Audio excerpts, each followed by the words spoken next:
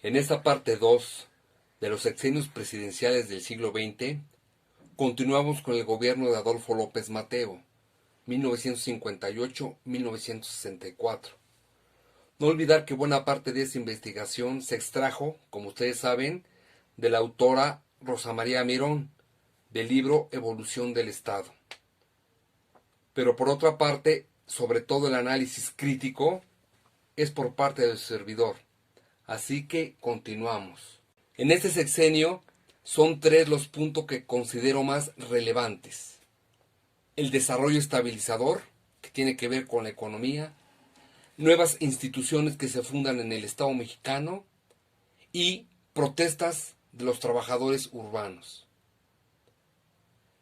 A diferencia de su tutor político Ruiz Cortines, el exsecretario de Gobernación Adolfo López Mateos obtuvo el 90% de los votos, por encima del candidato del PAN, Luis H. Álvarez. Una vez investido con la banda presidencial, recibió un país con una recesión económica moderada y con movimientos sociales que estallarían en la escena política. En la década de los 60, la economía mexicana presentó tres aspectos. 1. Un crecimiento sostenido con medidas inflacionarias, generando estabilidad económica. 2. La producción agrícola fue sustituida por la producción industrial. Migración del campo a las ciudades fabriles, que fomentó la acumulación de capital. 3. El mercado interno se procuró la estabilidad de precios, incluido la fuerza de trabajo. López Mateos consideró que los factores que limitaban el desarrollo del país eran la pobreza y la ignorancia por parte de la población. Para combatir la pobreza se necesitaba capital suficiente destinado a la explotación de los recursos naturales. Y según él, para abatir la ignorancia se necesitaba capacitación técnica en la explotación de los productos naturales. Así, para satisfacer entonces los requerimientos de la industrialización.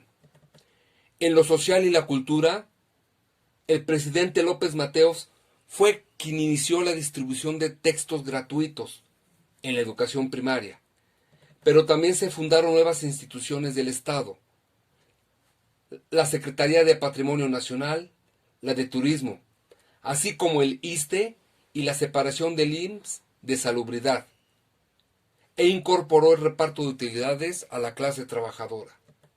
En lo político, se reformó el sistema electoral mexicano con la creación de los diputados de partido. Todo partido de oposición que obtuviese el 2.5% de la votación nacional tendría derecho a acreditar 5 diputados y por cada 0.5% extra, uno más. Es así que el sistema electoral se intenta volver mixto, de mayoría relativa y de representación proporcional. En contraparte, los movimientos sociales y laborados suscitados exigieron un incremento salarial y la democratización de los sindicatos. Trabajadores urbanos como los ferrocarrileros, telegrafistas, maestros y telefonistas, todos trabajadores del Estado, ya que estas empresas eran paraestatales, salieron a las calles a protestar por la política de salarios. En respuesta, se reformó el artículo 123 constitucional para reglamentar en lo sucesivo las relaciones entre el Estado y los trabajadores del mismo. La respuesta del gobierno no se hizo esperar. Se recurrió a la represión de las huelgas y movimientos de apoyo, y se encarcelaron a los dirigentes que alteraban la paz pública.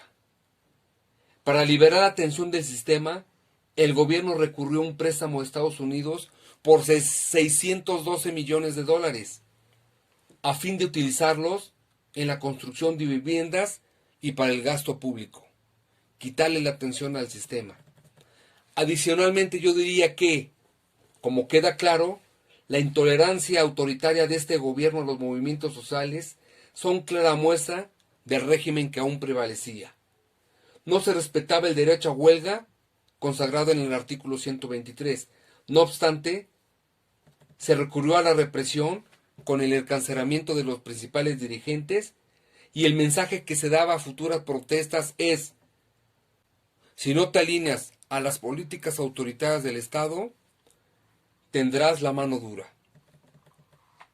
Y hablando de mano dura, el gobierno de Gustavo Díaz Ordaz, que va de 1964 a 1970, precisamente se incrementa este autoritarismo y esta represión en tres temas. Sigue el desarrollo estabilizador, el movimiento médico de 1964-65 y el movimiento estudiantil de 1968. Después de derrotar al candidato del PAN con el 88% de la votación, Díaz Ordaz asumió la primera magistratura del país el 1 de diciembre de 1964. Abogado de formación, es egresado del Colegio del Estado de Puebla, quien llegaron a la Angelópolis ya que su padre Ramón obtuvo un trabajo en el Congreso del Estado. La primera disposición del mandatario nacional se concentró en intentar recuperar el crecimiento económico del 6% que había experimentado el país en los sexenios anteriores. Por ello, presentó el Proyecto de Desarrollo Económico y Social.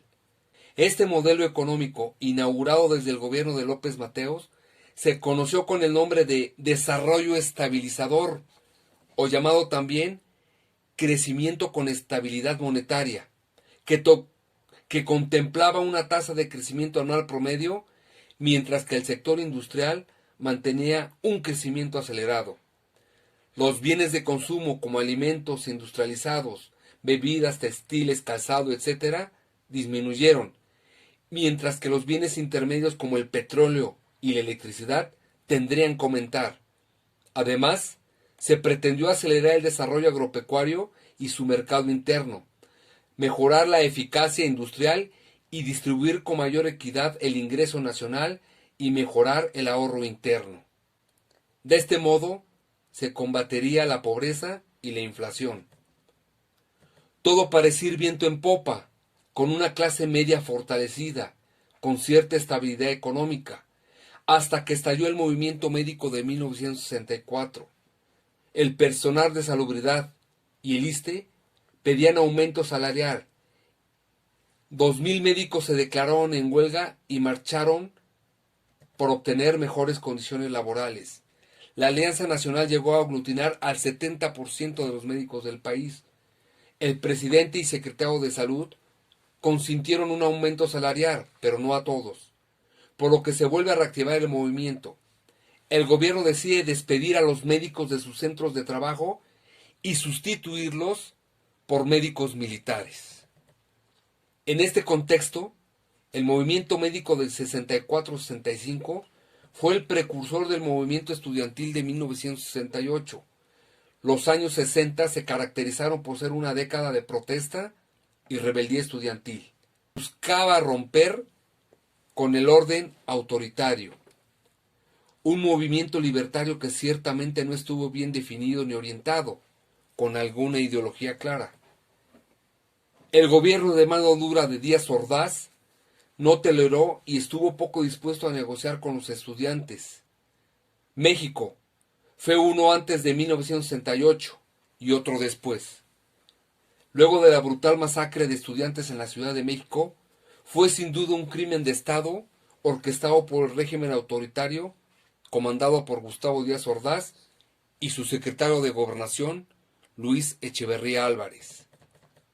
Adicionalmente, yo diría que para liberar la tensión del sistema político, el régimen reformó la ley electoral para otorgar el derecho a voto a los jóvenes de 18 años y no hasta los 21, cuando no eran casados.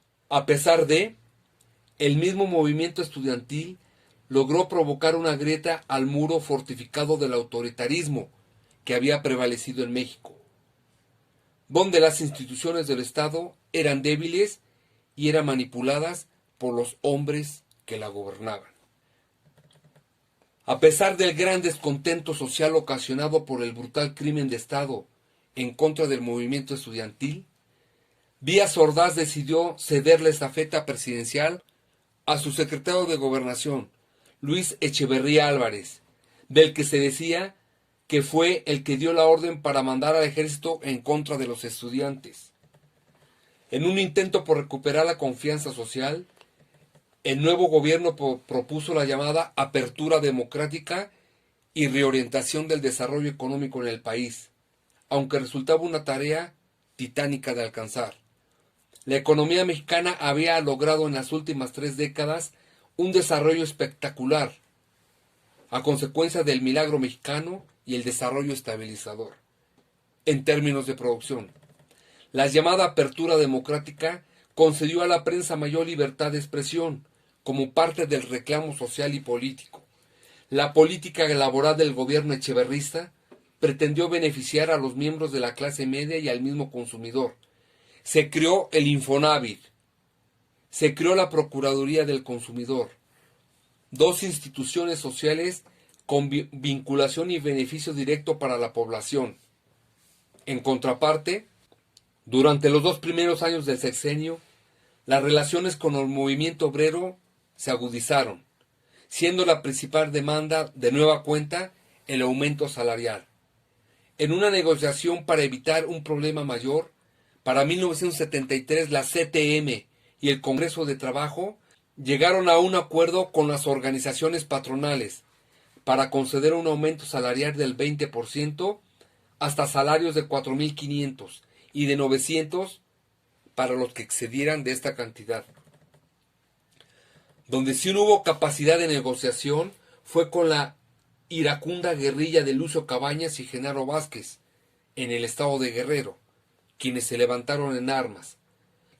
Apoyaban inconformidades de los maestros y campesinos de la región, buscando igualdad e inclusión de las clases bajas con un gobierno opresor y capitalista. La respuesta del gobierno fue el asesinato del líder guerrillero y desaparecer al Partido de los Pobres. Adicionalmente comento que el llamado Estado keynesiano, las bondades del capitalismo, mostraba ya signos de un debilitamiento considerable en México, y la llamada apertura democrática solo fue en el discurso, ya que la realidad mostró, de nueva cuenta, una represión sin cuartel en contra de los movimientos sociales y ahora de las guerrillas. José López Portillo, 1973-1982.